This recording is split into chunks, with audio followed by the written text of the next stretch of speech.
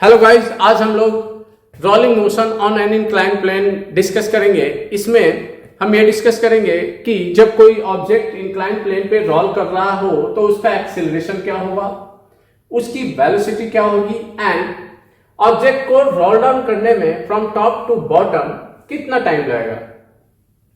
तो हम सबसे पहले स्टार्ट करते हैं। यहां पे हमने एक सॉलिड स्फीयर लिया है और इसकी वेलोसिटी फाइंड आउट करते हैं जब ये सॉलिड स्फीयर बॉटम पे पहुंच जाता है। तो इस सॉलिड स्फीयर का रेडियस r है एंड मास m है।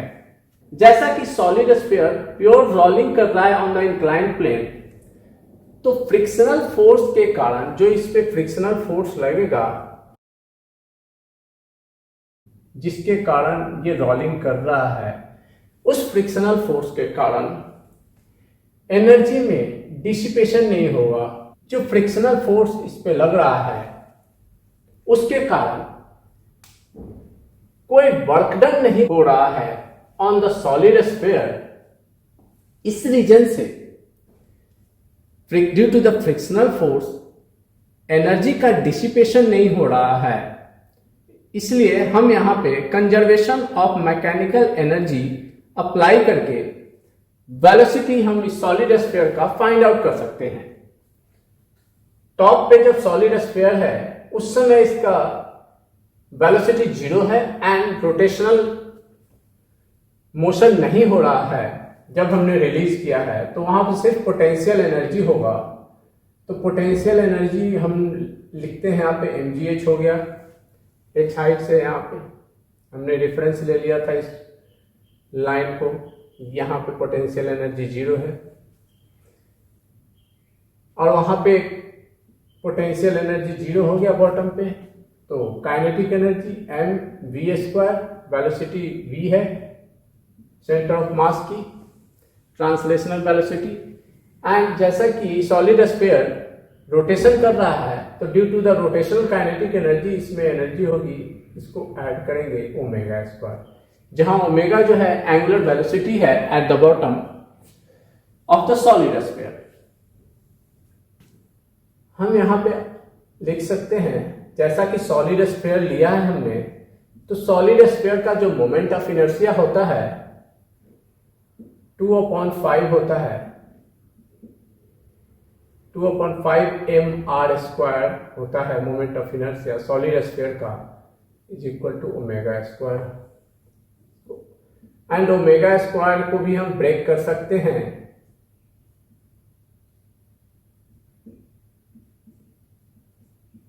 ω²। जैसा कि हम जानते हैं v इज इक्वल टू होता है ω इंटू r, इसलिए ω² इज इक्वल टू हो जाएगा v² r²।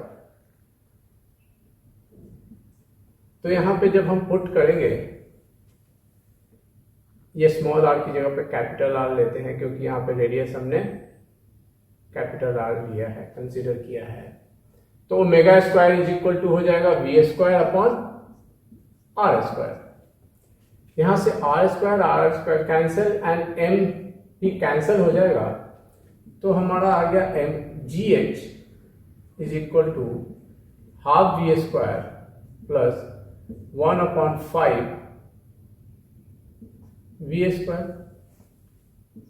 gh is equal to हो जाएगा हाफ प्लस 1/5 v²। यहां से हमारा आ गया ये 10 और ये 7 v², इसलिए v² इज इक्वल टू हो गया 10/7 gh, इसलिए v is equal to square root of 10/7 gh।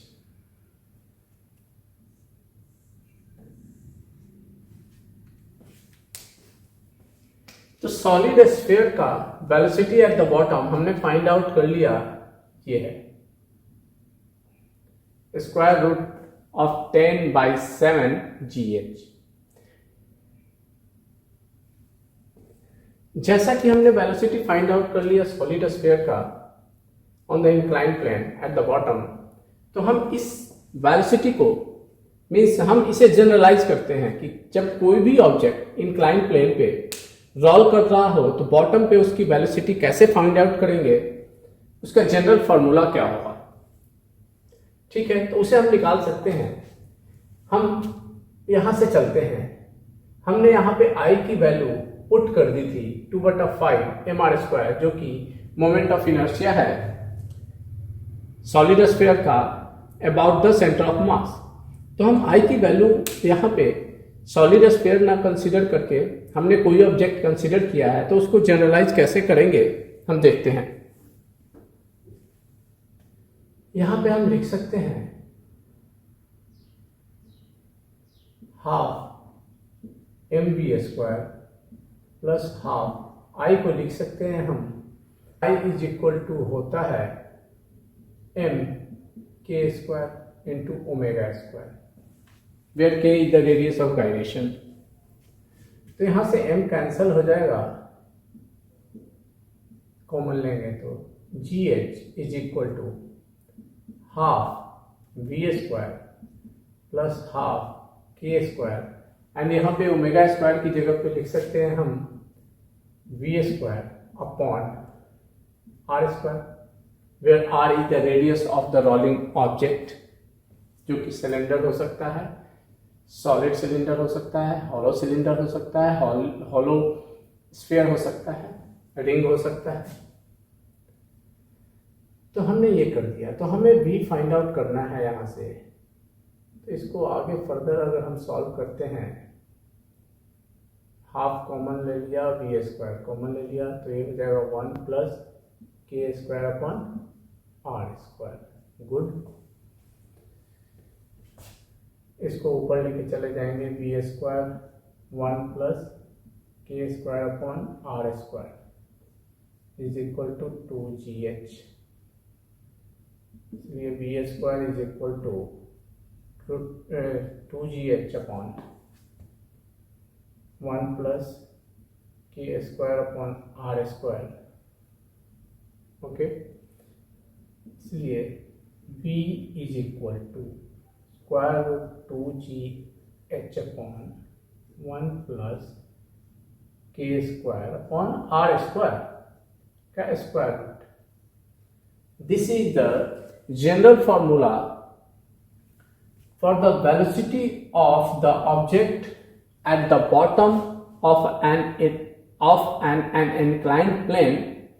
अब हम कंपेयर करते हैं स्लाइडिंग एंड रोलिंग। जब हमारा ऑब्जेक्ट कंप्लीटली स्लाइडिंग करता है तो उस केस में जब बॉटम पे ऑब्जेक्ट पहुंचेगा तो उस समय जो वेलोसिटी होती है वो होती है √2gh। बट जब रोलिंग कर रहा है उस केस में हमारी वेलोसिटी आ गई, हमारा फैक्टर इससे कम हो गया, 1 प्लस k²/r² से कम हो गया।